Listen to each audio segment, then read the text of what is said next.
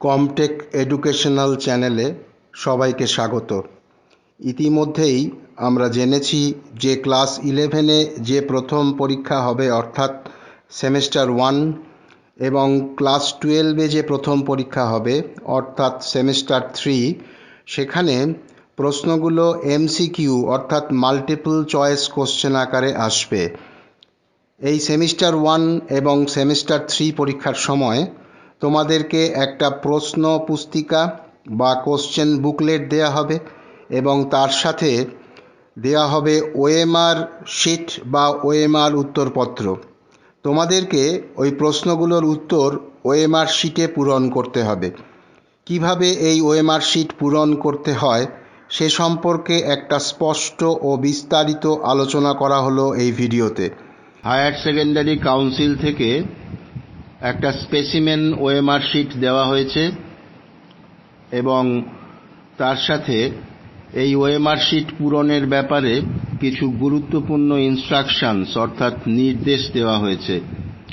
কাউন্সিলের নির্দেশ অনুসারে শুধুমাত্র নীল অথবা কালো কালির বল পয়েন্ট পেন দিয়ে এই OMR শিট পূরণ করতে হবে।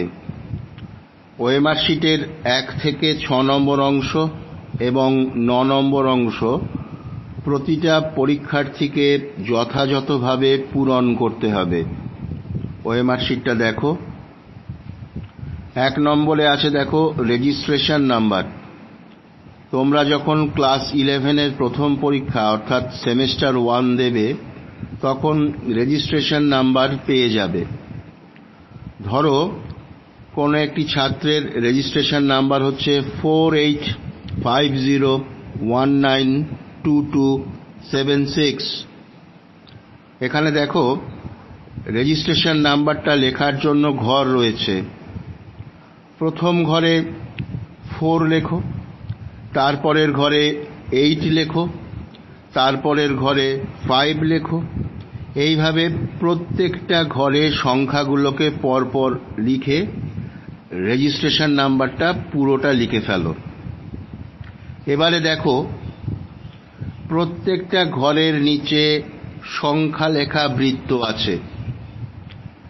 রেজিস্ট্রেশন নাম্বারের প্রথম সংখ্যা কি 4, তাহলে নিচে 4 লেখা বৃত্তটাকে সম্পূর্ণরূপে কালি দিয়ে ভরাট করো।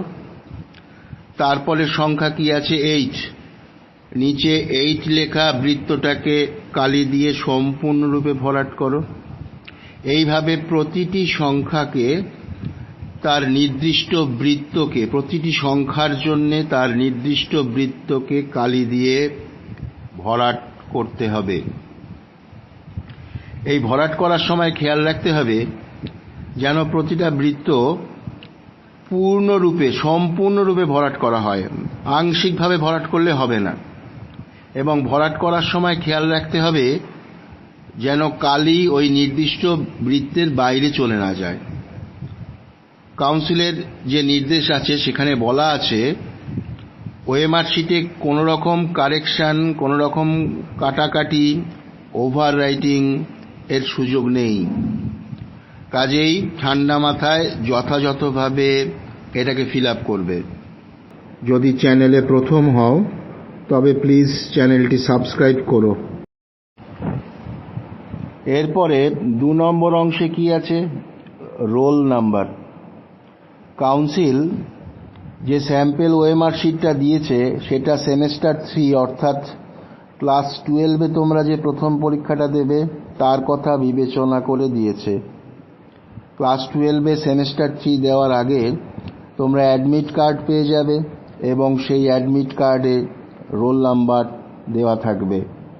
ক্লাস 11-এর ক্ষেত্রে তোমাদের স্কুলের ক্লাসের যে রোল নাম্বার সেটা দিলেই হবে। ধরে নেওয়া যাক অ্যাডমিট কার্ড পাওয়ার পরে কোনো এক ছাত্রের রোল হচ্ছে 639451 এবং নম্বর হচ্ছে 2478। রেজিস্ট্রেশন নাম্বারের ক্ষেত্রে যেমন ঘরে সংখ্যাগুলো পূরণ করেছো ঠিক একই রকমভাবে এখানে রোলের সংখ্যাগুলো পরপর পূরণ করো। প্রথম ঘরে 6, তারপরের ঘরে 3, এইভাবে পরপর। তারপরে নাম্বারের ঘরটা পূর্ণ করো সংখ্যাগুলো। নাম্বারের প্রথম সংখ্যা কি 2, তারপর 4, তারপর 7, তারপর 8। ভিডিওটি ভালো লাগলে লাইক ও শেয়ার করো।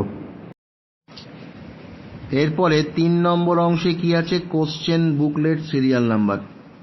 তোমাদেরকে পরীক্ষার সময় যে প্রশ্ন পুস্তিকা বা কোশ্চেন বুকলেট দেয়া হবে তার উপরে একটা সিরিয়াল নাম্বার থাকে। ধরে নেওয়া যাক সেই সিরিয়াল নাম্বারটা হচ্ছে 2761439। রোল নাম্বার এবং রেজিস্ট্রেশন নাম্বার যেভাবে পূরণ করেছো ঠিক একই রকম নিয়মে একই রকম ভাবে এই সিরিয়াল নাম্বারের সংখ্যাগুলোকে পরপর ঘরে লিখতে হবে। প্রথম ঘরে 2, তারপরের ঘরে 7, তারপরের ঘরে 6, এইভাবে পরপর সংখ্যাগুলোকে লেখো। তারপর সংখ্যার নিচে যে সংখ্যা দেওয়া বৃত্তগুলো আছে তাকে ভরাট করতে হবে। যেমন এখানে প্রথমে আছে 2, তাহলে 2 এর নিচে 2 লেখা বৃত্তটাকে সম্পূর্ণরূপে ভরাট করতে হবে। তারপর হচ্ছে 7, তাহলে 7 লেখা বৃত্তটাকে পুরোপুরি ভরাট করতে হবে। এইভাবে পরপর প্রতিটা সংখ্যার জন্য নির্দিষ্ট বৃত্তকে ভরাট করতে হবে।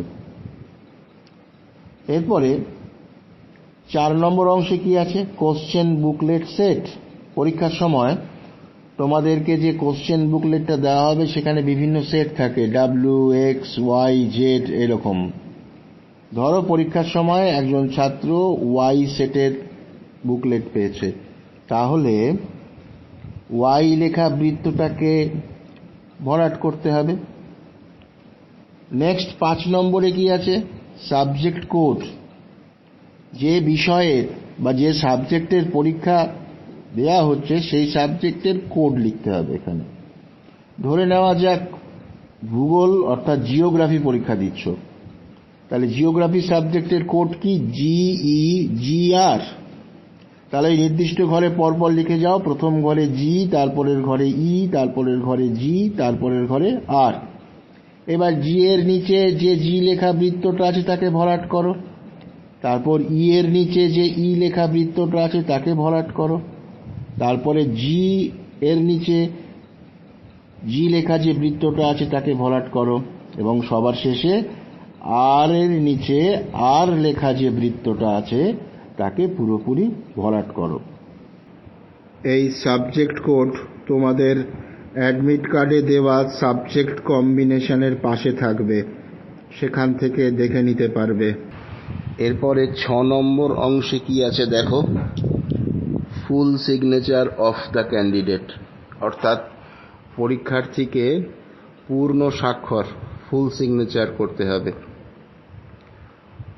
7 নম্বরে যেটা আছে সেটা তোমাদের জন্য নয়, ইনভিজিলেটর যিনি থাকবেন তিনি এখানে সই করবেন।